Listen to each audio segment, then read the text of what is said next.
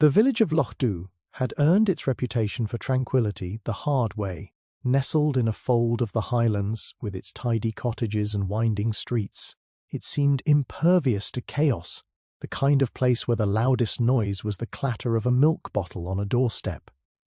And yet, as Hamish Macbeth had come to learn over his years as the village constable, appearances were a brittle mask. Trouble had a way of slipping in through the cracks when nobody was looking. That Tuesday morning the cracks had widened. It was Maisie Mackenzie, the owner of the sweet shop, who discovered the first sign of trouble. Hamish had arrived to find her pale, hands trembling around a bag of freshly baked shortbread. "Hamish," she whispered, voice quivering, "it's Mr. Callahan. He's dead." Her words barely registered at first. The constable, accustomed to eccentricity in Lochdu, was wary of exaggeration. But the look on her face, raw fear tangled with disbelief, told him this was no ordinary misunderstanding. He scene at Callahan's house was one to unsettle even a seasoned officer. The front door had been locked from the inside. The windows, unbroken and pristine, reflected the clear winter sun. Inside, Callahan, the retired banker known for his meticulous habits and mild temper, lay slumped in his armchair, eyes open in a final, uncomprehending stare. There was no sign of struggle, no overturned furniture, not even the hint of a forced entry. It was a room in perfect order, yet harbouring a death that defied reason. Hamish moved with quiet deliberation, noting the details that might escape a less attentive observer. A cup of tea, still steaming faintly, sat on the small side table. On the hearth a book lay open, pages curved as though recently read brr, brr. And then there was the clue that seemed utterly absurd. A single bright red sock placed neatly atop the back of the chair. No blood, no note, no weapon, just this sock, incongruous in its cheerfulness, as if someone had left a laughing puzzle. Hamish frowned. It was the kind of thing meant to mislead, or perhaps to taunt. The village soon gathered at the edges of the scene, whispers buzzing like restless bees. Rumours spread faster than the winter chill could bite, and already theories were forming, none of them satisfying. Was it a heart attack? But the sock? Who would leave a sock as a signature? Was it an outsider, some clever thief or criminal mind, slipping in and out of a locked house? But why leave the room intact, the tea untouched, the book so deliberately placed? Every detail seemed too precise, too deliberate, too perfect. Hamish scratched his head, his mind threading through possibilities like a needle through cloth. He knew Lochdu better than anyone, knew the patterns of its inhabitants, the rhythms of their lives. Yet nothing in his experience prepared him for a scene so meticulously orchestrated. Even the villagers' reactions were telling. Mrs. Duncanson, knitting on her doorstep, refused to meet his eyes, while the twins from the bakery peered from behind the lace curtains, wide-eyed, whispering that someone had played a trick. But Hamish sensed this was no trick in the childish sense. Someone had planned this death with attention to detail, almost as if testing him, the village constable, to see whether he could unravel it. The peculiar simplicity of the crime gnawed at him. There were no fingerprints beyond Callahan's own, no sign of poison in the tea, no note hinting at motive or threat. Yet something in the arrangement, the sock, the precise alignment of furniture, the air of careful calm, hinted at deliberate artistry. It was almost an insult, a challenge, a crime so clean, so elegant, that it mocked the very notion of investigation. Hamish paced slowly around the room, feeling the weight of the silence. Outside, the wind whispered through the pines, carrying with it the faint scent of peat smoke from neighbouring cottages. Inside, the impossible geometry of the scene pressed against him, daring him to see past the red sock, to pierce the illusion. Somewhere in that room, in that sock, in that final stillness, was a message meant only for him, or perhaps meant to confound him entirely.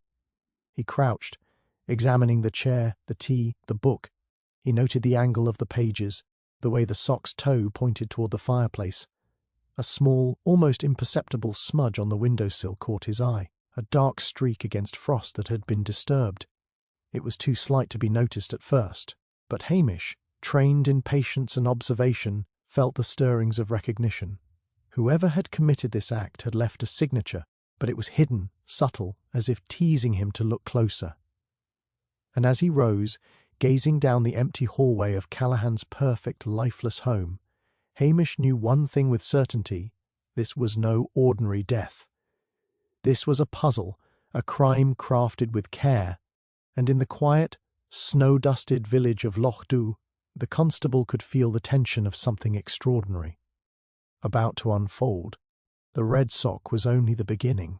Hamish left Callahan's house with a mind buzzing, the red sock and the tiny smudge on the windowsill replaying in his thoughts. He knew that, as per procedure, the regional police would soon descend, carrying their forms, checklists and gloves, content to catalogue the obvious. But Hamish had learned long ago that the truth rarely sat in plain sight. It was hidden in hesitation, in imperceptible shifts, in what people tried to disguise under the veneer of calm. He returned to the village green, where Constable Mac Askill was corralling a small crowd, jotting down names and observations with methodical care.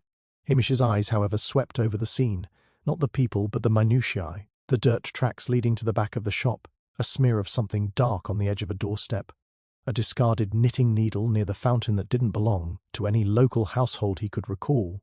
As the villagers whispered, Hamish noticed Mrs. Duncanson edging closer, ostensibly to offer comfort to Maisie, yet she kept glancing at the police notebook with a furtive curiosity that suggested more than idle concern. The constable felt the subtle twinge that always accompanied the first real sign of deception.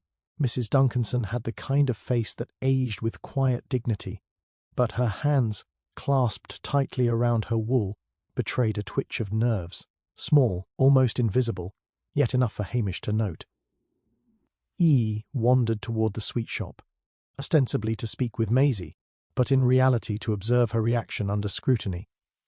She poured him a cup of tea without a word, her hands steady despite the tremor in her voice when she finally said, I can't understand it, Hamish. How could anyone—" Her gaze flicked toward the window, toward the house at the end of the lane. That quick movement, a barely perceptible glance. Then TBR bar.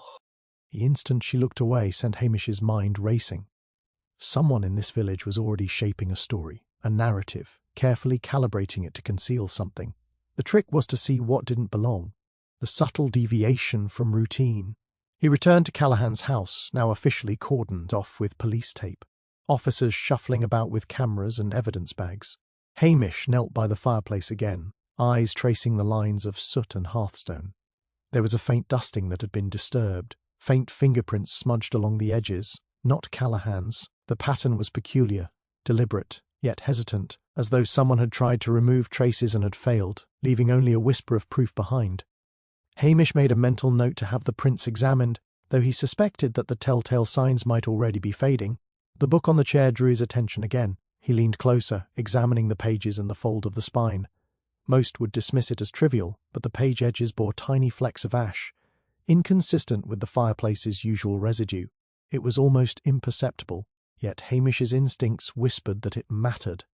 Perhaps a visitor had tried to cover their presence with care, but in doing so had overlooked the faintest mark, the kind of signature that only a patient observer would notice. He straightened as a shadow passed across the doorway. It was Constable Mac Askill, frowning at him with polite concern. "You don't want to scare the villagers, Hamish. The inspector will be here soon." Hamish smiled faintly, knowing that Mac Askill, methodical and obedient, would never see the layers beneath what met the eye. "I'm not here to scare anyone, Mac Askill," he said, voice low. "I'm here to see what's been hidden." By afternoon, a stranger arrived in the village, Inspector Heather MacLeod, summoned from Inverness for her keen insight into peculiar cases. She moved with an effortless efficiency, scanning the room, the people, the minutiae that others ignored. Hamish watched her, recognizing a mind like his own, alert to what didn't belong, attuned to the subtlest cues. She paused by the doorway, eyes narrowing on the armchair. "Who left the sock?" she asked softly. "Not to anyone in particular." The question hung in the air. more observation than accusation. Hamish nodded, sharing the understanding that this was not merely a whimsical artifact, but a deliberate hint, a signal, and perhaps a trap. Their conversation was interrupted by a commotion outside. The twins from the bakery had brought in a small parcel they'd found behind a hedge near the lane. Hamish took it, noting its weight and the faint scent of smoke clinging to the paper. Inside, wrapped in a layer of brown paper, was another sock, this one green, frayed at the edge, with a single button sewn to its cuff.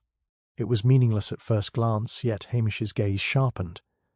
The pairing, the red sock, the green sock, was too deliberate to be random. It was the language of someone leaving a signature, a hidden message, and possibly a taunt to the authorities, who were still relying on standard procedures to unravel what was not standard at all. Hamish felt a thrill of anticipation, the familiar pulse of a puzzle demanding to be solved. He and Inspector MacLeod exchanged a glance that required no words. The village of Lochdu was quiet on the surface, but beneath it currents of deception were stirring. Someone had staged a perfect crime in a perfect village, and now, with every small, peculiar clue, the first threads of truth were beginning to emerge. The game, Hamish realised, was just beginning. Hamish and Inspector MacLeod spent the late afternoon moving quietly among the villagers, speaking with those who had been near Callahan's house at THBR, the time of his death. The interviews were polite, almost ritualistic, and yet Hamish sensed the subtle rhythms of deceit in each carefully chosen phrase. Maisie Mackenzie, still clutching her teacup, insisted she had been sweeping the floor during the morning, yet her eyes flicked repeatedly toward the lane leading to Callahan's home. "I didn't see anyone," she said firmly, but Hamish noted the faint smudge of flour on her sleeve and the way her fingers twisted the handle of the cup. An innocent gesture, perhaps, but not to someone trained in reading hesitation. R.S. Duncanson was next, her voice soft, measured, almost rehearsed. "I was out for my walk, just as usual," she said. "I didn't notice a thing unusual until I returned." "Hamish, surely it was just an accident." She smiled, but the faint line of worry at the corner of her mouth suggested she had thought through what to say, maybe more than once. Hamish filed away the observation. When someone tried too hard to convince you of their innocence, it often meant the opposite. Hen came Neil Callahan, the deceased's nephew, who had been in Inverness at the time, or so he claimed. He appeared nervous, hands shoved deep into his coat pockets, shuffling his feet with a restless energy that seemed out of place in the calm of the village green. I just got back," he stammered. "I heard about my uncle and I ran over as soon as I could." His story was plausible, yet when Hamish casually asked him if he'd spoken to the neighbours en route, Neil's eyes darted sharply toward a window, and he fumbled for a response. Small, almost imperceptible, but enough for Hamish to suspect he was masking more than mere anxiety. Then the twins from the bakery contributed to the chorus of conflicting accounts. One insisted she had been delivering bread to Callahan's door at the usual hour, while the other claimed they had been lingering in near the hedge to watch the morning frost settle on the gardens. Their testimony should have been straightforward, yet the details contradicted each other. The time of delivery, the position of the hedge, even the angle at which the morning sun struck Callahan's windows. When Hamish asked them why the parcel of the green sock was hidden behind the hedge, they both laughed nervously, deflecting with stories of playful mischief, yet the tension under their mirth was undeniable. Hamish sensed a pattern emerging. Everyone in Lochdu, even the most seemingly innocent, had something to hide. Some were eager to cooperate, perhaps to mask guilt, others withheld, as though they feared revealing too much. Each statement was carefully crafted, yet none fit seamlessly with the others. He and MacLeod exchanged brief glances, a silent agreement forming that the contradictions were not trivial, they were threads leading somewhere deeper. He returned briefly to Callahan's house to examine the sock again. The red sock on the chair, the green sock from the hedge, they were deliberate. Someone was sending a message, but to whom? Hamish's eyes swept the room, noting how the morning sun cast shadows across the floorboards, subtly highlighting imperfections in the carpet near the fireplace. A tiny scrape, almost invisible, interrupted the otherwise perfect pattern. Could it have been from a scuffle, or was it another deliberate clue? He couldn't be certain yet, but it fit the emerging pattern of subtle signals hidden in plain sight. By evening, the interviews had produced a tangled web of partial truths and deliberate omissions. Hamish leaned back against the wooden railing of the village green, feeling the weight of observation pressing upon him. He could sense motives lurking beneath the surface: jealousy, greed, fear, perhaps even revenge. The villagers' words were a veneer, carefully CBR bar, constructed to appear simple and honest.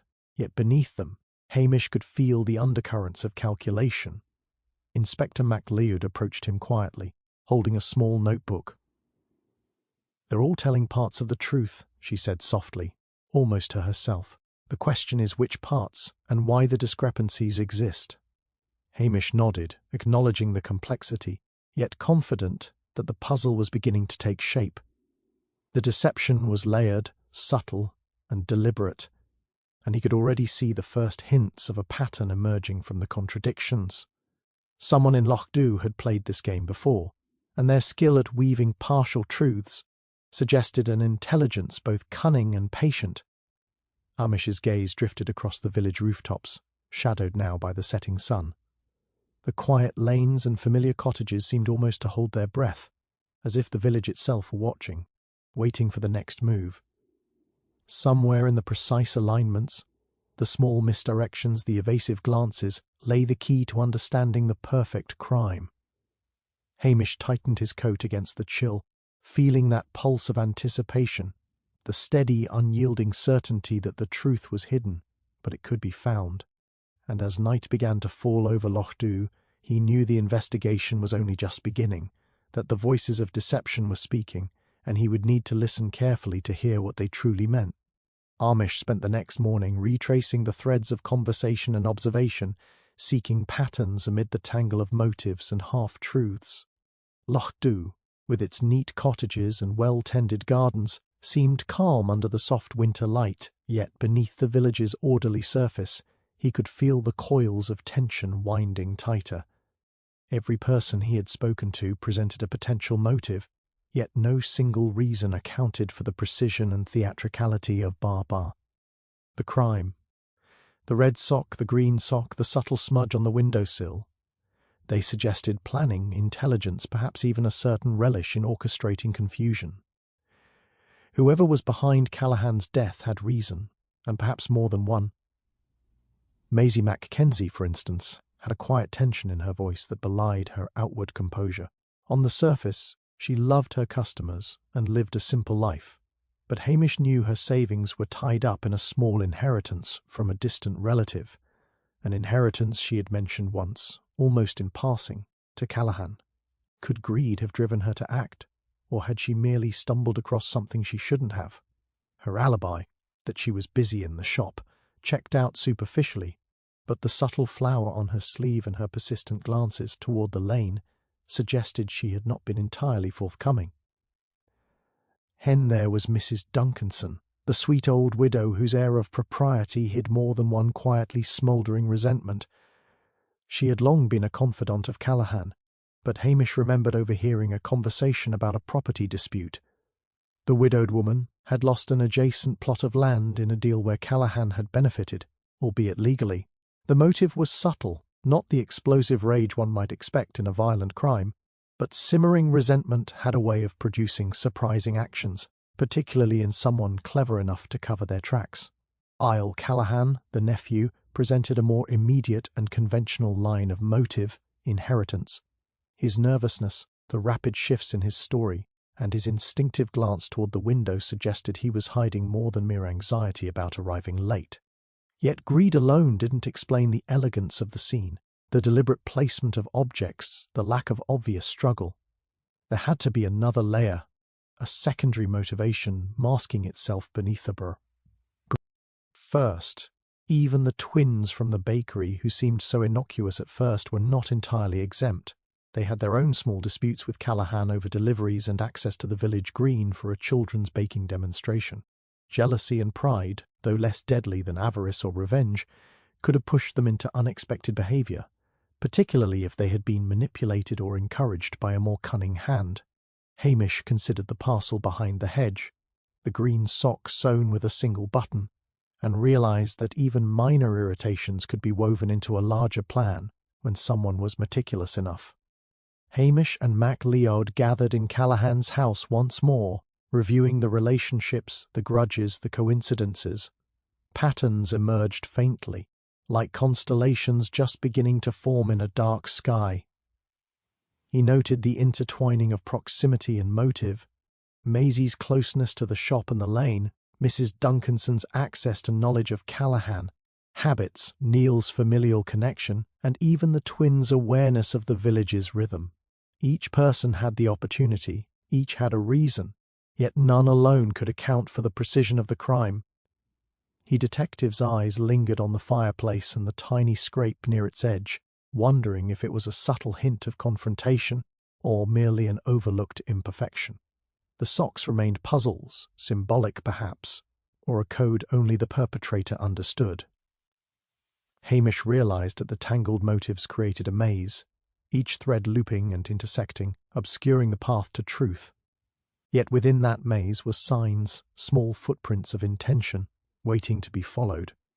By evening, Hamish had mapped the web of potential motives, alibis, and relationships across his notebook, a spiderweb of connections that showed no single path, yet suggested intersections where truths and lies collided.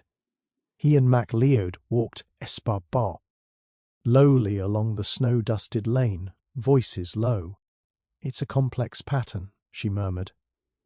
"Greed, resentment, jealousy, perhaps even fear. But why the elegance? Why the theatrics?"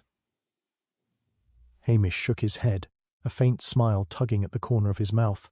The why will follow the who. Whoever did this knows the village well and knows how to hide behind appearances. But everyone leaves traces, Heather, subtle ones. And the more tangled the motives, the more visible those traces become to someone who knows where to look. As night settled over Loch Dhu, the village appeared serene, yet Hamish felt the undercurrent of tension more strongly than ever. Behind the neatly curtained windows and snow-tipped rooftops, hidden desires and fears shifted in quiet anticipation. The perfect crime had been committed in the perfect village, but even perfection had its flaws.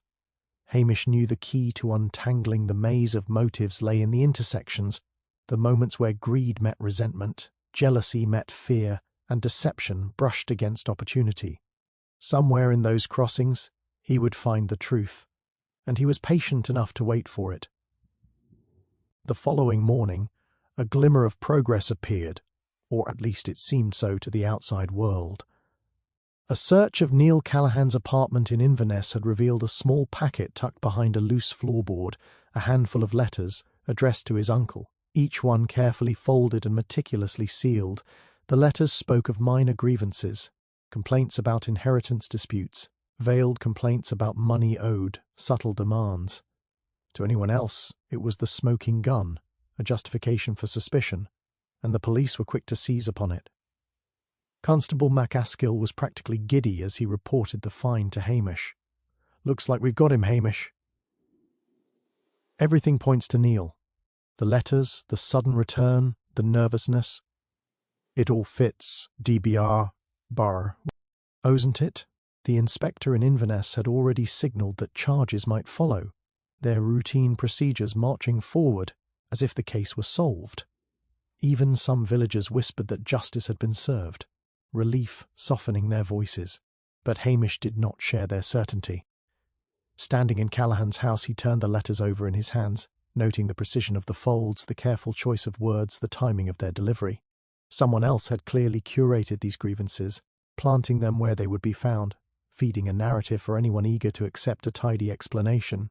Hamish's instincts prickled. Too neat, too convenient, a resolution crafted for the eyes of authorities, not the realities of human behaviour. He returned to the fireplace, eyes tracing the tiny scrape once more, then drifted to the chair and the red sock. The elegance of the crime, the deliberate placement of objects, the small but meaningful distortions in the scene, spoke to a mind far more meticulous than a nephew irritated by inheritance letters. Whoever was responsible wanted the blame to fall on Neil, to give the authorities a sense of closure without revealing the true architect behind the act. Hamish watched as Neil was brought to the house for questioning under formal procedure.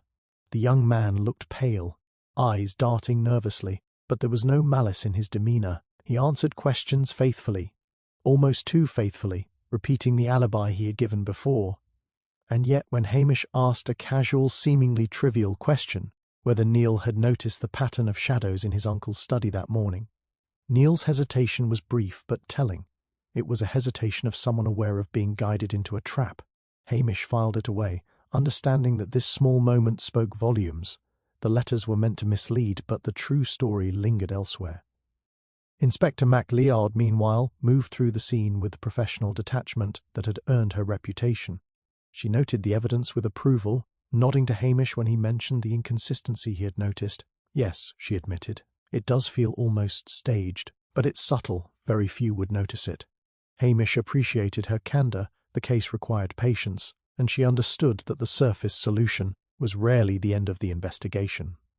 Villagers, eager for reassurance, began to exhale collectively, accepting the letters as confirmation of Neil's guilt. Hamish observed them from the doorway, noting the shift in demeanour, the relaxation of shoulders, the easing of worried expressions. Yet he could sense the tension that remained, the quiet edge of uncertainty beneath the surface. The criminal had orchestrated this outcome perfectly, manipulating not only the authorities but the entire village into believing a tidy story. 8 in the afternoon, Hamish returned once more to the green, where the twins from the bakery were whispering to each other about how quickly everything was settled. "Bah, bah." Hamish's eyes lingered on their faces, noting the flicker of something between amusement and apprehension. Children, innocuous as they seemed, were rarely above noticing the subtle cues adults missed. Their small, mischievous intelligence might have glimpsed the underlying deception, but Hamish was patient. The real work required waiting for the moment when the criminal would reveal themselves, or when a mistake would crack the facade. Hamish sat on the bench, letting the winter sun warm his back, and traced the sequence of events in his mind. Every clue, every misdirection, every careful placement of objects pointed not to Neil, but to a mind operating in the shadows, someone who understood the predictability of human assumptions and the eagerness of authorities to declare closure. The letters were a false victory, a baited hook designed to lure investigators into complacency. Hamish's instincts, honed over years in Loch Dhu, whispered insistently that the real perpetrator was still at large, watching, waiting, and confident that the apparent resolution would buy them time. And as twilight crept over the rooftops, casting long shadows across the village green, Hamish felt that familiar pulse of anticipation, the knowledge that a perfect crime was rarely complete in the eyes of someone who refused to accept appearances. The game was far from over, and the real challenge, the unmasking of the shadow that had orchestrated this death, was only just beginning. Hamish lingered in Callahan's house long after the others had departed for the night, the glow from the hearth casting a warm, flickering light over the careful disorder of the scene. He studied the 2 socks once more, the red and green juxtaposed as if part of some secret code, and the faint smudge near the window-sill that he had not been able to reconcile with any obvious action. Something nagged at him, a quiet insistence in the back of his mind, that the answer lay not just in the immediate grievances or motives, but deeper in the village's history, in patterns that had long since faded from memory. He pulled the old police ledger from the cupboard, a relic from decades past, dusty and brittle, recording minor infractions, thefts, and occasional misadventures that had never reached court. Flicking through the pages, a particular case caught his attention, a burglary in the very same lane 22 years ago, involving a minor dispute between the Callahan family and another household now familiar to him, Mrs. Duncanson's family. The details were sketchy, almost forgotten, but the threads were unmistakable: a stolen heirloom, a cover-up, and a village scandal that had been quietly buried, whispered about only in the privacy of living rooms. Hamish leaned back, considering the implications. The past had a habit of resurfacing when least expected, and the care with which this crime had been executed suggested someone with intimate knowledge of both Callahan's habits and the village's history. He walked the room again, this time noting how the sunlight at the window illuminated the dust on the bookshelves, revealing faint fingerprints that had not matched any of the residents he had interviewed. The faint smudge on the windowsill, which earlier had seemed trivial, now took on a new significance. Someone had returned to the scene before he had arrived, perhaps to alter perception or to plant misdirection, and the letters, those neatly folded grievances attributed to Neil, now seemed almost like a modern echo of the earlier cover-up, messages designed to deflect attention, to mislead. Hamish decided to speak with Mrs. Duncanson again, under the guise of casual conversation. Her demeanour remained calm, but there was a slight stiffening when he mentioned the old burglary. She log. Head lightly, a practised sound, but Hamish caught the micro-expression. A brief tightening around the eyes, a hesitation that betrayed recognition. "Oh, that old nonsense," she said. "Hardly worth mentioning now, is it?" Her tone implied dismissal, yet the very fact that she reacted at all was telling. Hamish filed the reaction in his mind. The buried resentment, the unfinished business, could be a key to understanding the orchestration of Callahan's death.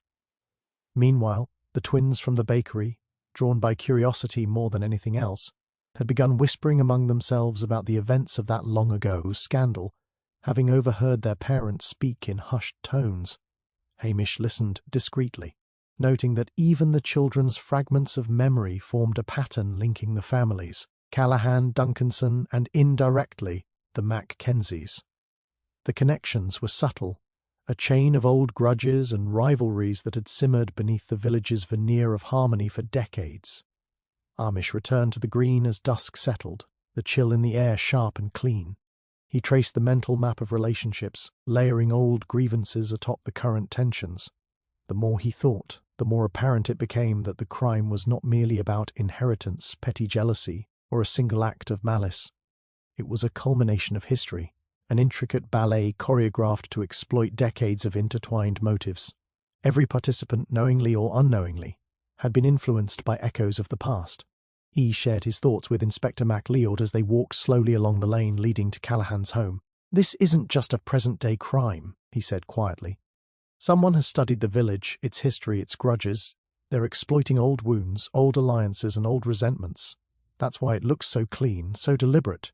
The past is embedded in the present, and until we bar. Stand it, we're chasing shadows." MacLeod nodded, a faint crease forming on her brow.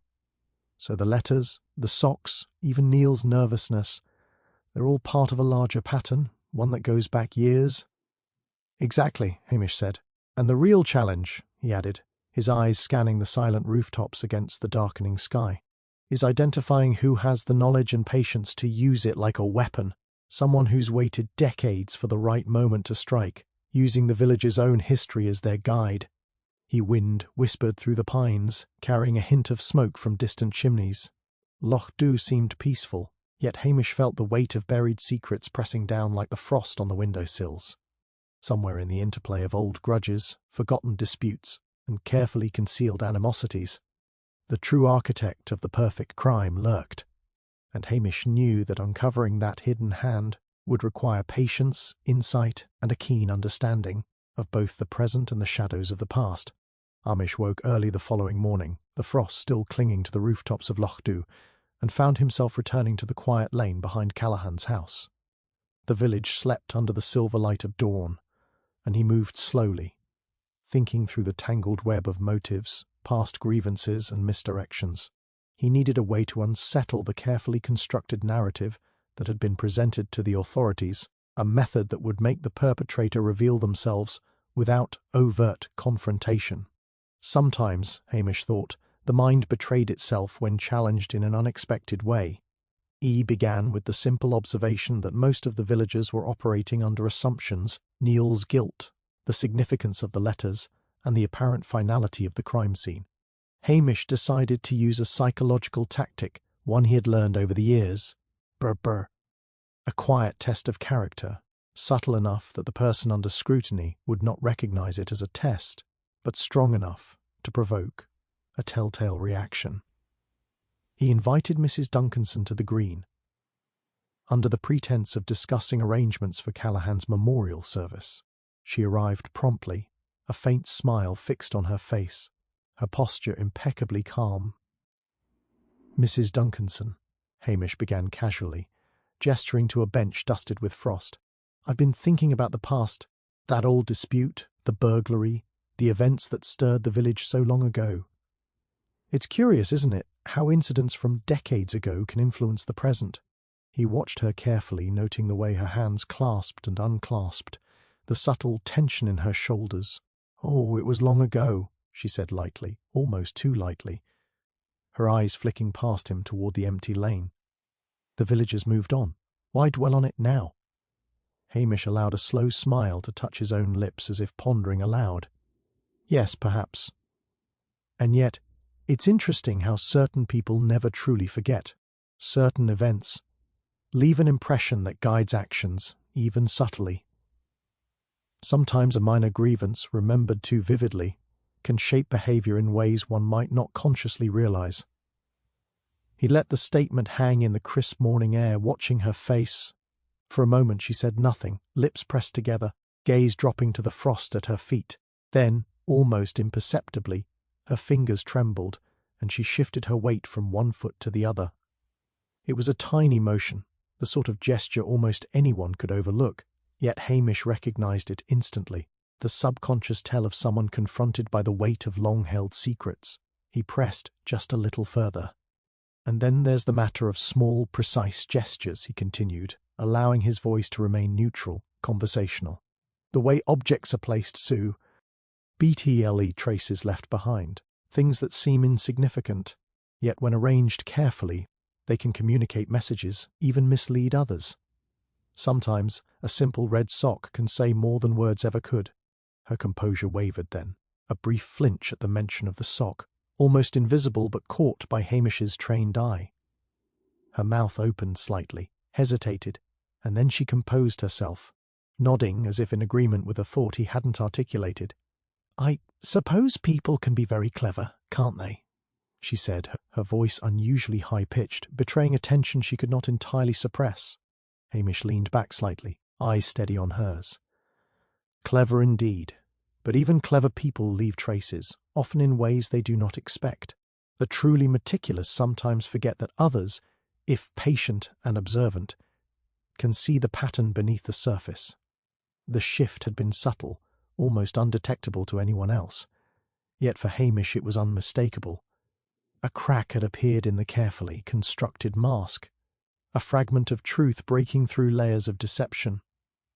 It was enough to confirm that Mrs. Duncanson, so apparently calm and dignified, had a direct connection to the orchestration of events far more intricate than mere happenstance. He stood, nodding politely as she rose, her own movements slightly tense now. "Thank you for your time," he said, voice soft, unassuming. "It's remarkable how the past and the present can intertwine, isn't it?" As she walked away, clutching her coat tightly, Hamish felt the first genuine pulse of certainty in the long investigation. The unconventional tactic had worked. A simple test of perception and suggestion had prompted a reaction revealing more than any interview or document ever could. Somewhere in the calm, frost-covered village, the true architect of the crime had left themselves exposed, however slightly, and Hamish knew that from this point forward the patterns would begin to unravel. The shadows were no longer fully hidden. The morning air in Lochdu was sharp with frost, carrying the scent of peat and damp earth as Hamish made his way back to Callahan's house. He moved deliberately, mind racing over the small but telling reactions from Mrs. Duncanson the day before, replaying every nuance in his head. He was certain now that the perpetrator was closer than anyone suspected, someone patient enough to wait decades for the right moment, meticulous enough to stage the perfect misdirection, and bold enough to manipulate the village itself. He entered the house quietly, noting the slight creak of the floorboards under his boots, and went straight to the chair where the red sock still rested in silent testimony. It was gone. Hamish froze, a cold knot tightening in his stomach. The sock, the simplest, most peculiar piece of evidence, had vanished. Not disturbed, not misplaced, but removed entirely. His eyes flicked across the room. The book on the chair remained. The teacup was still faintly warm from the morning. Yet the red sock, that symbolic keystone of the mystery, was gone. The subtle smudge on the windowsill remained, but it felt diminished, orphaned without the sock to anchor it. Hamish ran a hand across the armrest, careful not to disturb anything else, and considered the implications. Whoever had taken it knew its significance. They were actively working a guy. Against him, aware of the investigation's trajectory. He called Inspector MacLeod, who arrived swiftly, expression grim as she surveyed the scene. "Vanished?" she murmured, crouching to examine the chair.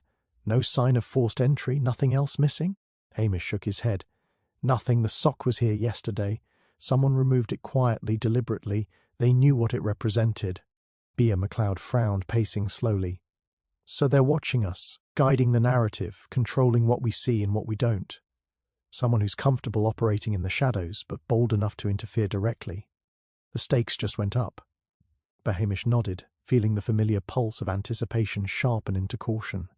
The theft of the sock altered the balance of the investigation, making the already intricate web of motives even more treacherous. He thought back to the villagers, to the twins whispering near the bakery, to Mrs. Duncanson's subtle flinch during their previous conversation. Whoever had removed the evidence had not just stolen a piece of fabric, they had tried to erase a clue that might expose decades of hidden grievance and meticulous planning. The constable considered the possibilities. It had to be someone with intimate knowledge of the house, the routine of the investigators, and the patience to wait for the perfect moment.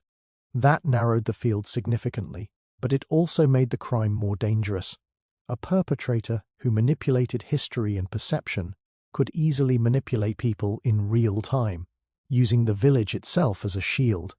Hamish's trust in appearances, in villagers' statements, even in procedural evidence, had to be tempered by the knowledge that someone was actively working to mislead him. Hamish returned to the green to speak with the twins, knowing their curiosity and proximity to the events might yield something overlooked. "Did you notice anyone lingering near the house yesterday?" he asked casually, keeping his tone light. The girls exchanged a glance, their expressions a mixture of nervous excitement and apprehension. One finally spoke, voice barely above a whisper. We saw Mrs. Duncanson near the lane. She said she was getting her groceries, but she lingered, like she was watching." Hamish felt a small thrill of confirmation, though he masked it. He had suspected as much, but now the subtle threads of observation aligned more clearly. The theft of the sock, her hidden reaction, her knowledge of past events. It all converged. Back at Callahan's house, Hamish and MacLeod devised a plan to secure what remained, meticulously photographing and cataloguing every item, leaving no room for further tampering. Even the book, the teacup, the smudge on the windowsill, each detail became vital, each a potential fragment of truth that might withstand interference. Hamish's mind churned over the strategy. Patience was essential, but now so was vigilance. Every step forward would be observed, every subtle misdirection anticipated. As twilight fell over Loch Dhu, casting long shadows across rooftops and lanes, Hamish stood outside looking toward the house. The village appeared serene, almost picturesque, but he felt the tension under the quiet surface, the sense of eyes watching, of someone manipulating the investigation like a chess master moving unseen pieces. The theft of the sock was a warning, a message that the game was far from over and that the perpetrator remained confident, waiting for the right moment to strike again. Trust was fragile, truth was precarious, and Hamish knew the path ahead would demand both cunning and patience. Somewhere in the shifting shadows of the village, the architect of the perfect crime remained, calculating, unseen, and dangerously close. Hamish had returned home late that evening, the chill in the air making his breath plume like smoke as he walked the narrow lane toward his small constable's house. He tried to review the threads of the investigation in his mind. The stolen sock, Mrs. Duncanson's reaction, the tangled motives rooted in decades-old grudges. But sleep refused to take hold. The village, quiet under the cloak of night, seemed to hum with tension, as if even the shadows knew that the game had grown more dangerous. It was just past midnight when the first sign of trouble arrived. A hurried knock at his door jolted him from a half-doze. Mac Askill stood there, eyes wide, face pale beneath the lantern light. "Hamish, you need to come quickly. Callahan's house, there's been something else, Hamish grabbed his coat and followed without a word, instincts sharpening with every step. The lane was empty, frost glittering under the moonlight. Yet he could feel the prickling awareness of someone watching, the presence of a mind several moves ahead of his own. When they reached the house, the scene was worse than he had anticipated. The study, where Callahan had met his end, had been ransacked, drawers left open, papers scattered across the floor. And then he saw it. Neil Callahan's study window was shattered, glass strewn across the frost-dusted grass outside, and the young man himself was gone. Gone? Hamish repeated, disbelief and calculation mingling in his mind. He was here for questioning this morning. He had no reason to leave.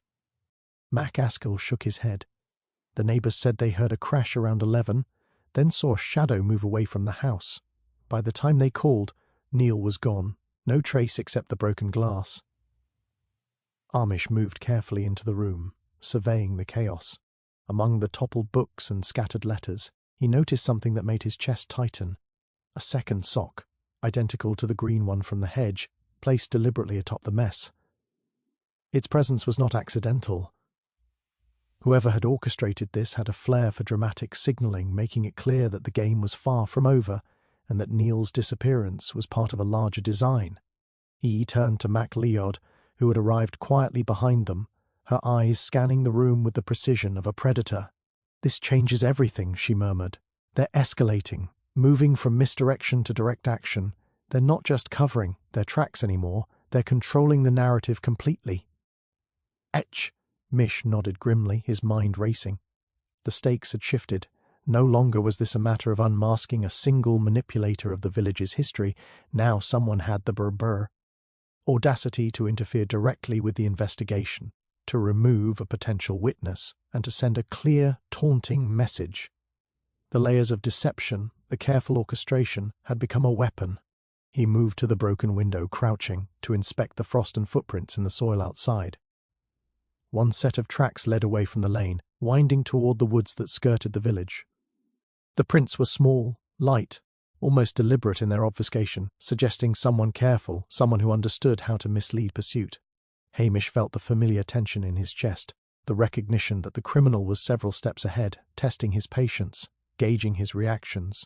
Mac Leod joined him at the window, voice low. "Do you think Neil was taken?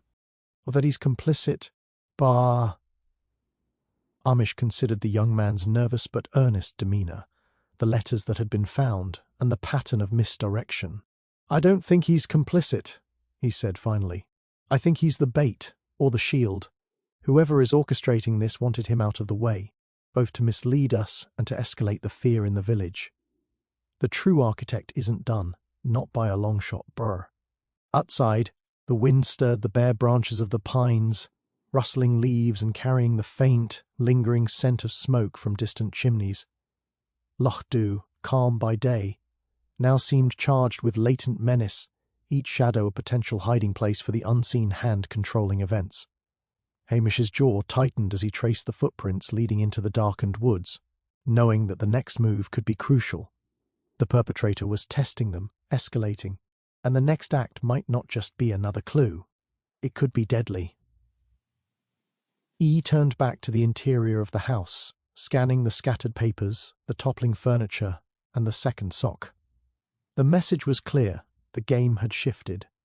Hamish would no longer simply follow the trail. He would have to anticipate it, predict it, and perhaps even confront it before another life was lost. The perfect crime, it seemed, was evolving, and Hamish knew the next hours would demand every ounce of his skill, patience, and intuition to stay one step ahead of a villain who had mastered the art of misdirection. Hamish spent the next hours poring over the chaos in Callahan's house, moving carefully through the toppled furniture, scattered letters, and the second green sock lying atop the disarray. At first it seemed as though the perpetrator had left a trail of random misdirection, each clue designed to confuse and distract.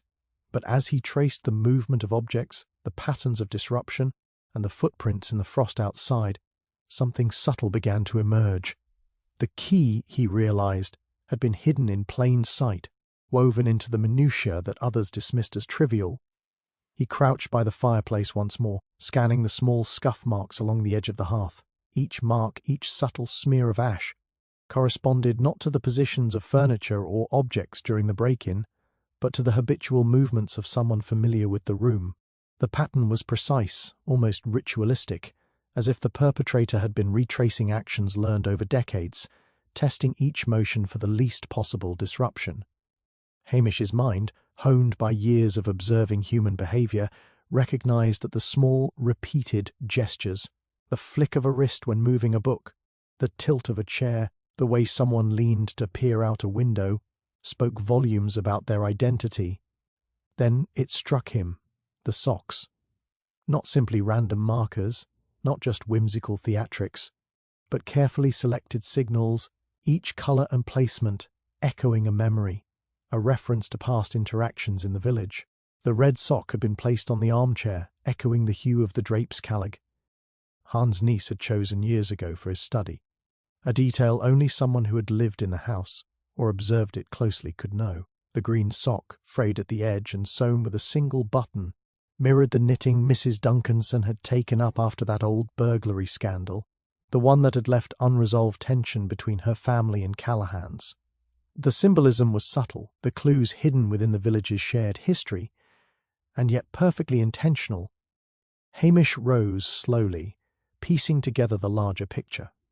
The letters that had initially seemed incriminating for Neil were carefully timed, worded, and folded to exploit assumptions and manipulate investigators.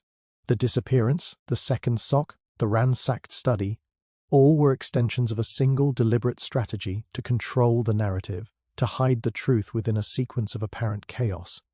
Every action, every misdirection, now fit into a coherent whole. He walked to the window, examining the frost patterns disrupted by footprints, and remembered an offhand comment from Maisie Mackenzie the day before, about how she had noticed Mrs. Duncanson always taking the same walk in the morning, even in frost or rain, just to see the village wake. At the time, Hamish had filed it away as an innocent remark about routine, but now it resonated differently. It was the same routine that would have allowed her to observe Callahan's habits, understand the layout of his home, and execute a precise, controlled plan without leaving obvious traces. The seemingly mundane detail, a habitual morning walk, suddenly became a critical insight. Pieces clicked into place, the orchestration of past grudges, the manipulation of present evidence, and the exploitation of routine behaviour created a signature as distinct as a fingerprint. Hamish felt a quiet thrill. The chaos of the crime had concealed the simplicity of its logibra. Brr. See. But the logic was there, waiting to be seen by someone patient enough to recognise it. He gathered the remaining villagers under the pretense of sharing updates on the investigation, and observed them carefully. Mrs. Duncanson's gaze kept drifting toward the study, subtle but persistent. Hamish noted the twitch of her fingers, the quick swallow, the brief hesitation before answering even innocuous questions. The test from the previous day had been revealing, but now, armed with the understanding of the underlying pattern, he could see the cracks more clearly. The actions, the objects, the history, all aligned with her knowledge, her movements, and her capacity for meticulous planning.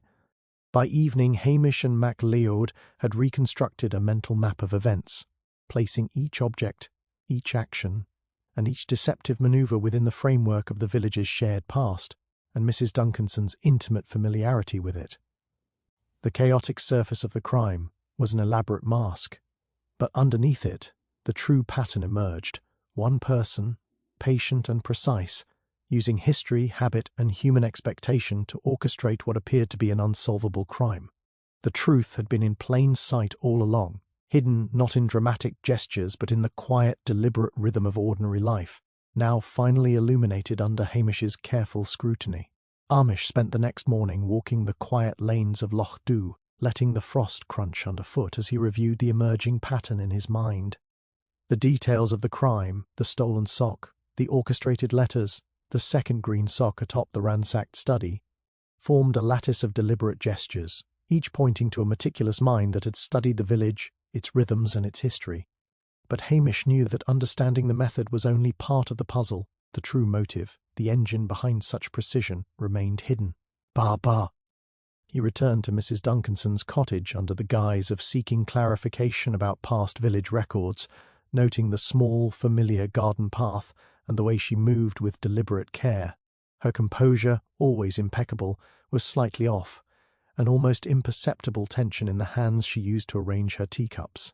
Hamish allowed the conversation to drift toward mundane topics, the weather, the village market, even the upcoming winter festival, before steering subtly toward the past, toward Callahan, toward the small grievances of decades ago.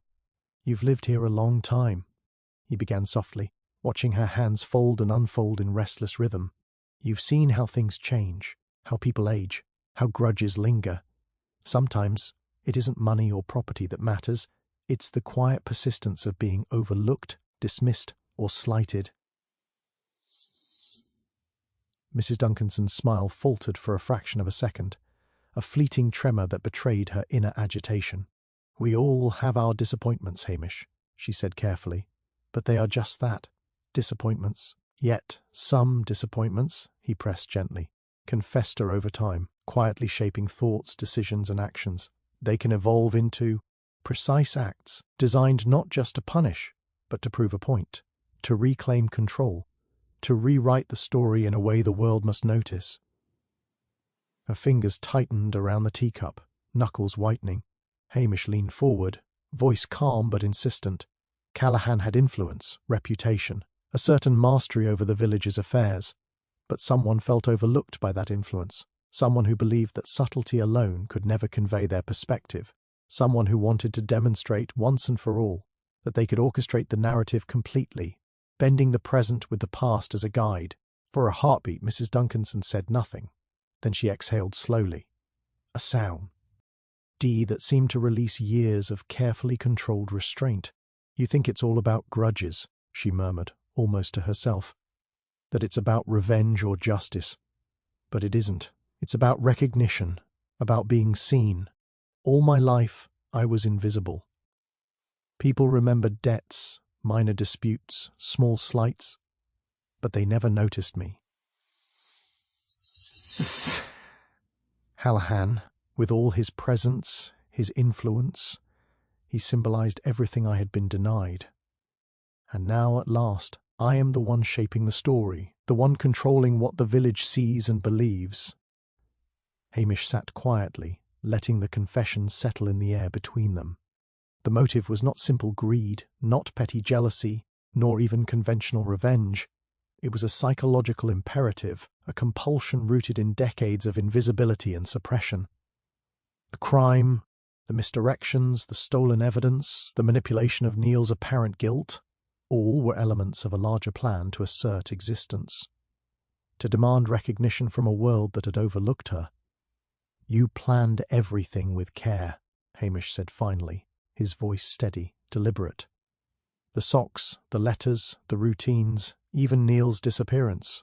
They were all designed to make the village watch, to make them understand that you were no longer invisible, that the past mattered, and that it could influence the present." Mrs. Duncanson's gaze softened, yet remained firm. "Exactly," she said. "You see it now, Hamish. It wasn't about what Callahan had taken or what he owed. It was about me, about being acknowledged in a world that always ignored me. I wanted the village to understand that their assumptions, their neat resolutions, they were irrelevant. Only I could tell the story, and I did." Hamish leaned back, absorbing the depth of the revelation. The psychological core of the crime explained the meticulous orchestration, the patience, the escalation, the willingness to manipulate and mislead. It was an act born not from external gain but from an internal imperative, the need to assert identity and presence through extreme deliberate measures. He realized now why the chaos had always felt purposeful, the disruptions intentional, the misdirections elegant. Every element had been a brushstroke in a portrait of recognition, painted painstakingly over decades of quiet frustration, as the sun climbed higher over Loch Dhu, casting long clear shadows across the snow-covered lanes. Hamish felt a mixture of relief and awe. The villain had been unmasked, not through greed or malice alone, but through a complex, deeply human need for acknowledgement. The crime, intricate and confounding as it had been, was now illuminated by the harsh clarity of motive, and for the first time, Hamish understood fully the mind that had crafted the perfect crime. rooted in the shadows of the past yet executed with extraordinary precision in the present. Hamish spent the day preparing, moving deliberately through the village, observing, listening, and subtly signalling that the investigation was far from over. He knew Mrs. Duncanson's confession had revealed the psychological motive, but he could not rely on words alone. She was clever, meticulous, and capable of masking intention until the very last moment.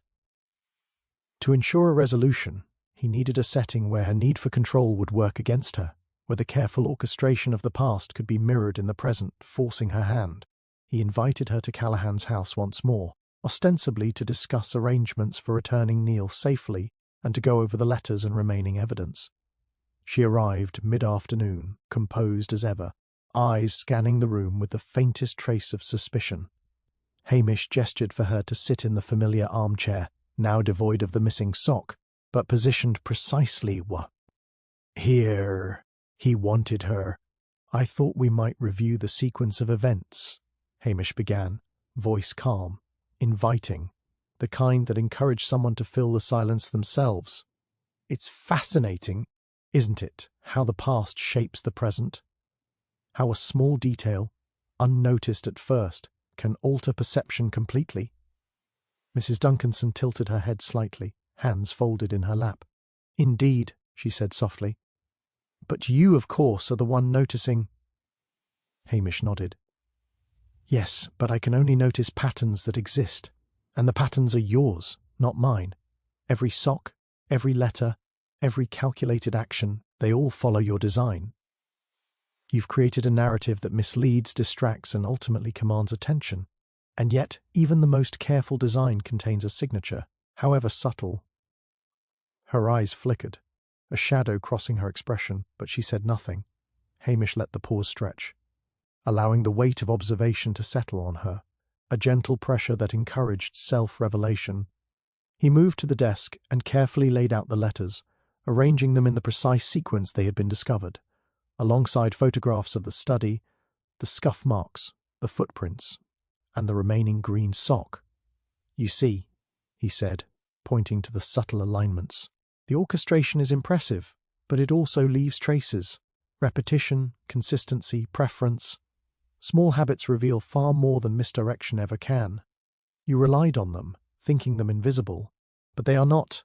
For a moment the air was taut, Mrs. Duncanson's breathing almost imperceptible. Then, emotion that was both deliberate and involuntary, she shifted her gaze to the window, toward the frost-dusted lane where she had long observed the village waking each morning. Her hands clenched briefly, then relaxed, and her voice emerged, soft but firm. "You understand it all, don't you?" "I do," Hamish replied, evenly, stepping closer. "I understand the need to be seen, to assert presence through meticulous control. I understand the layers of past grievances you've woven into the present, and I understand that you intended to manipulate not just the village, but even those investigating, guiding our assumptions with precise gestures." She leaned forward slightly, the tension in her posture shifting, a flicker of defiance mingling with exhaustion.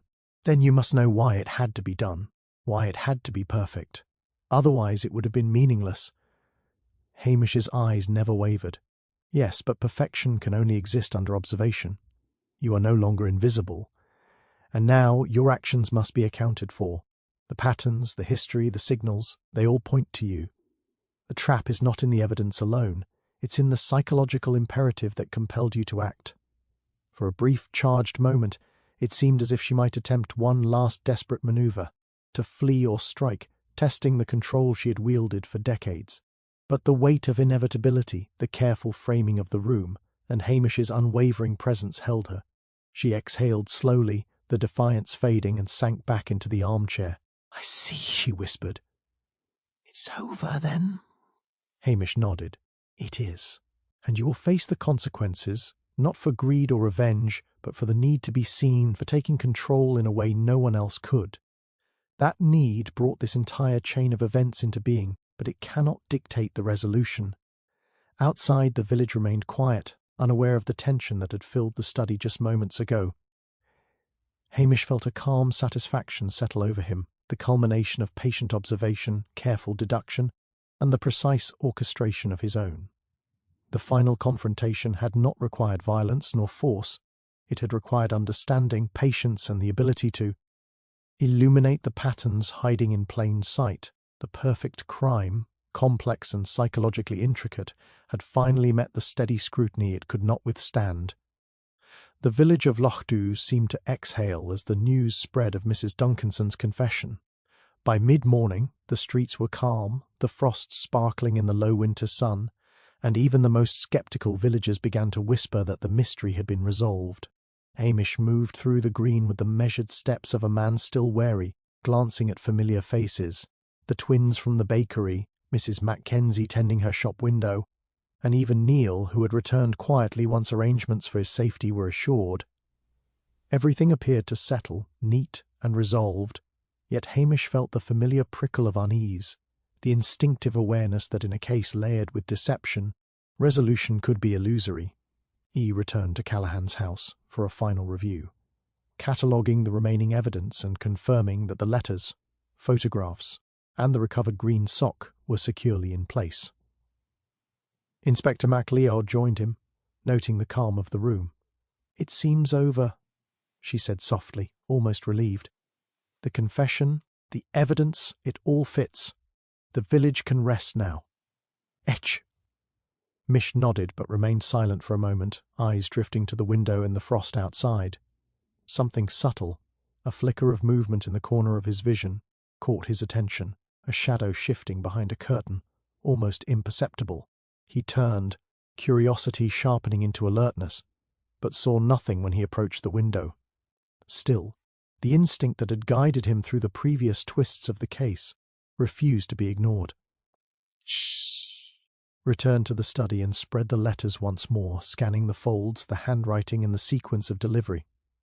A small inconsistency, something he had overlooked before, now leapt out at him, on E of the letters, seemingly identical in paper and ink, carried a postmark that did not match the timing Mrs. Duncanson had described.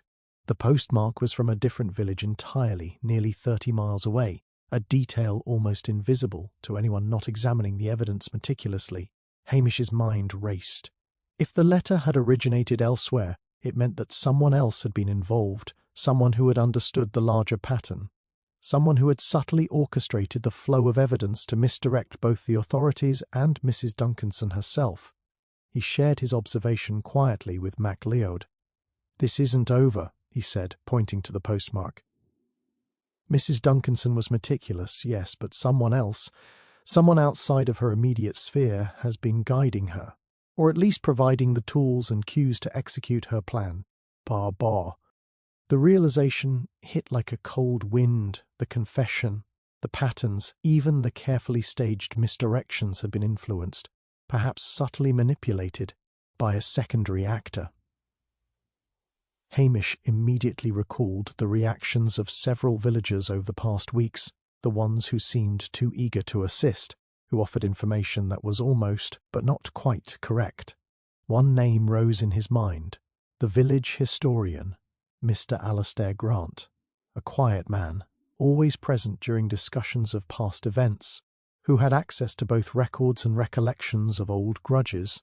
Hamish requested to see Grant under a pretense of reviewing Callahan's personal history for the memorial arrangements.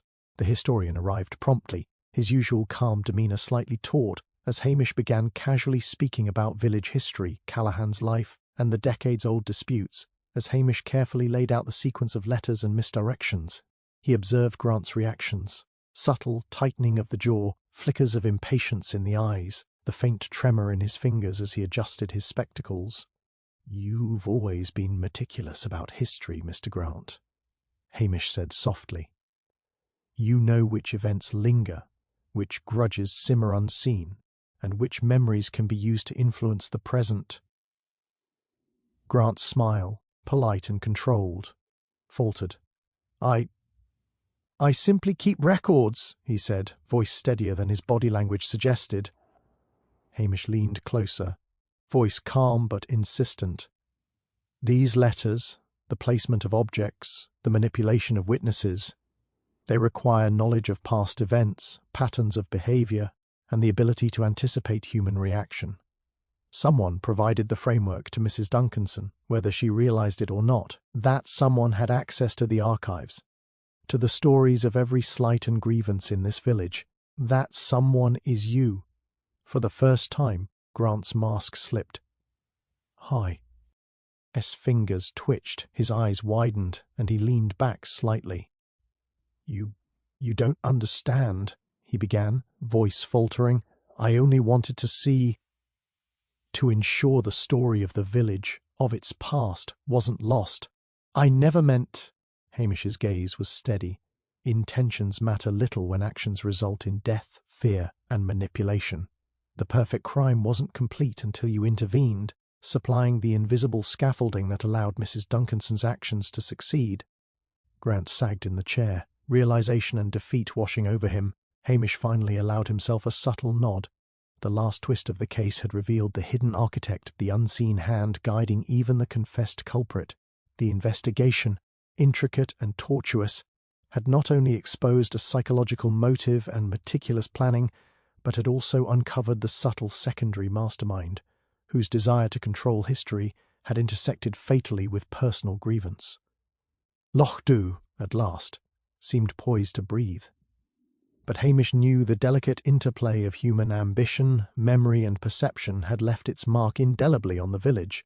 Hamish stood silently in the study, letting the gravity of the moment settle. Mrs. Duncanson sat in the armchair, her hands folded, eyes fixed on the floor, while Mr. Alasdair Grant, the village historian, slouched uneasily in the corner. The web of deception that had plagued Loch Dhu for weeks now lay fully exposed, each strand traced back to its origin, meticulous planning, decades of unacknowledged grievances, and a secondary manipulator, whose quiet obsession with history had guided events from behind the scenes. Inspector Mac Leod moved first, her presence firm but restrained. "You two will need to come with us," she said, her voice calm, authoritative. "The authorities will ensure proper questioning and legal proceedings, bar." R.S. Duncanson's expression was unreadable. TBR, his satisfaction of recognition mingling with the apprehension of consequence. Grant, however, hesitated, a flash of calculation in his eyes. Hamish noticed it immediately. The subtle pivot in posture, the ever-so-brief glance toward the open window. He moved before Grant could act, stepping close and locking eyes with him. "Do not attempt anything rash," Hamish said softly. "Every move you've made has been anticipated, every step traced. Your knowledge of the village's history does not exempt you from accountability." Grant exhaled slowly, tension draining from his shoulders. "You saw it all," he muttered, almost to himself. "The patterns, the connections." Hamish nodded, allowing himself a small, measured satisfaction. "Yes. And now the village knows what the rest of us have suspected all along, that the perfect crime, intricate as it was, depended not only on meticulous action, but on subtle guidance. Every misdirection, every stolen or misplaced object, every letter intended to mislead investigators, it all formed a pattern, a narrative scaffold that could only be sustained by someone with a deep understanding of both history and human behavior. You provided that scaffold, Mr. Grant. Mrs. Duncanson executed it, but you created the invisible framework." Grant looked away, shame and regret flickering across his face. I didn't think it would go this far," he whispered. "It was just... the village, the stories. I wanted them remembered. Intentions can't erase actions," Hamish said softly, almost gently. "Your desire to shape history intersected with someone's personal need for recognition, and together it produced tragedy." Outside, the frost gleamed in the waning light of day. Neil had returned quietly, unscathed but shaken, and the villagers lingered at the edges of the green, whispering, curious yet wary. Hamish walked among them briefly, his gaze sweeping over the familiar faces, the twins from the bakery, Maisie Mackenzie, the constables, letting them sense without explanation that the storm of deception had been weathered. Yet even as justice seemed poised to take its course, a small, uneasy thought pricked at him. The letters, the carefully manipulated objects, the hidden signals, they had all been observed and interpreted by him. The pattern had been painstakingly reconstructed, but he could not entirely dismiss the possibility that even now A subtle thread had slipped past. The village historian, although caught, had been clever, and Mrs. Duncanson's psychological drive had been powerful. Some small detail, an unobserved nuance, a forgotten habit, might yet linger, quietly influencing events in ways no one could predict. Hamish turned back to the study, his eyes scanning the room one last time. He pointed to the scattered papers, the positions of chairs, the faint smudges on the windowsill. These were all indicators, he explained softly to MacLeod, who observed silently. The sock in the hedge, the scuff marks, the fingerprints overlooked in haste, they were signals of both intention and execution. Anyone examining them casually would see only disorder. But when you understand the psychology and history behind them, the invisible narrative becomes clear. This is why patience, observation, and careful deduction are crucial. It's why, even in a village as seemingly simple as Loch Dhu, a crime can appear perfect until someone reads the subtle cues. But MacLeod nodded, impressed despite herself. Hamish allowed himself a quiet sigh, the satisfaction of closure tempered by the knowledge that human nature was rarely so tidy. Justice, in its formal sense, would be served, but the subtle influence of ambition and obsession would leave a trace, a memory of the extraordinary lengths to which some would go to assert identity, to control perception. As the two culprits were led away, Hamish stepped onto the frost-covered green, inhaling the cold air and feeling the tension in the village slowly ease. The sun dipped lower, casting long shadows across the lane, and for a brief moment the village seemed, if not perfect, at least at peace. Yet Hamish knew that in the quiet of human ambition, in the patterns people left behind in thought and action, the echoes of deception might resurface elsewhere in forms no one could anticipate. He smiled faintly, a mixture of satisfaction and wary anticipation. Loch Dhu had survived the ordeal, the perfect crime had been exposed, and the lessons of observation, patience, and insight had been affirmed once more. But as he walked toward the cottage he called home, he could not shake the feeling that in the delicate lattice of human motives, some secrets, however carefully buried, never truly vanish. Hamish walked slowly along the frost-glimmering lane, the village of Loch Dhu settling into an almost serene hush behind him. The culprits were in the hands of the authorities, Neil was safe, and the village could breathe, at least outwardly. Yet, even as the familiar sights of whitewashed cottages and curling smoke from chimneys passed before his eyes, a quiet tension clung to him, the sense that the final thread of the tapestry had not yet fully revealed itself. He paused near the old stone bridge, the water below moving in a muted, relentless current, reflecting the grey sky. He thought over every detail of the case, the meticulously planted socks, the carefully worded letters, the subtle psychological manipulations, and the shadowy guidance of Mr. Grant. Each clue had a purpose, each action a motive, and yet there was a detail that nagged at the edge of his mind. A letter he had glanced over, folded differently than the others, ink slightly smudged, something a bow. It seemed too deliberate, almost like a whisper left for someone who knew how to read it. He took the letter from his coat pocket, inspecting it in the soft, cold light. The postmark was correct, the handwriting consistent with Mrs. Duncanson's meticulous style, but there was a small mark in the margin, a symbol barely noticeable that did not fit with the rest of her precise work. Hamish frowned. It could have been accidental, a smudge from handling, or perhaps it had been placed there intentionally. If intentional, it was a signal, a cipher, a breadcrumb left for someone else. For whom? And why? The thought unsettled him, though he would not admit it aloud. In Loch Dhu, even the smallest gestures could carry weight. Even after weeks of unraveling deception, the village still held secrets hidden in plain sight. The history, the grudges, the meticulous routines, all remained etched in the corners of streets, in the behaviour of residents, and in objects left behind as ordinary as a sock or as subtle as a smudge. Hamish had learned long ago that the appearance of resolution did not always equate to finality. As he continued his walk toward the green, He passed the twins from the bakery, who waved shyly. Their eyes were bright, full of curiosity and lingering questions. Hamish gave a faint nod, a silent acknowledgement that the world was rarely tidy, and that their own small observances might one day reveal stories hidden from adults, from authorities, even from him. The thought brought a fleeting smile to his lips. Even in a village that appeared perfect, the human element, the unpredictability, the desire for recognition, the shadows of the past, would always leave space for the unexpected. He stopped for a moment outside Callahan's house, now quiet and unassuming. The window where he had first observed subtle smudges and minor footprints caught the reflection of the late afternoon sun. He noticed something odd, a single pane slightly ajar, though he was certain he had closed it that morning.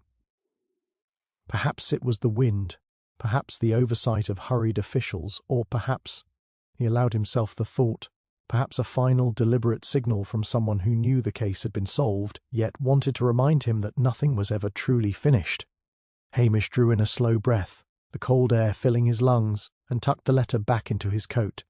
His mind catalogued every anomaly, every potential clue, but he also felt the familiar satisfaction that comes with bringing order to chaos, even if imperfectly. Lochdu's streets were calm, the village's rhythm restored, yet he knew deep down that this calm was temporary. Human nature, after all, rarely conformed fully to expectation. He continued walking, fading into the narrowing lanes as dusk descended. Behind him, lights began to glow in the cottages, smoke rose from chimneys, and a faint wind stirred the trees. Hamish's mind lingered on the symbol in the margin, on the subtle gestures he had observed, and on the knowledge that the village held more stories than anyone could fully grasp. Perhaps another mystery was waiting, hidden in the quiet corners, in whispers and glances, in the details most overlooked. And as he disappeared from sight, blending with the shadows of Lochdu, the village seemed both settled and unsettled, the perfect scene for a perfect crime, or the first hint of the next one. Hamish knew, as he often did, that a detective's work was never truly done, and that in the seemingly serene lanes of this small village, the next puzzle was already forming, waiting for someone patient enough, observant enough, to see it unfold.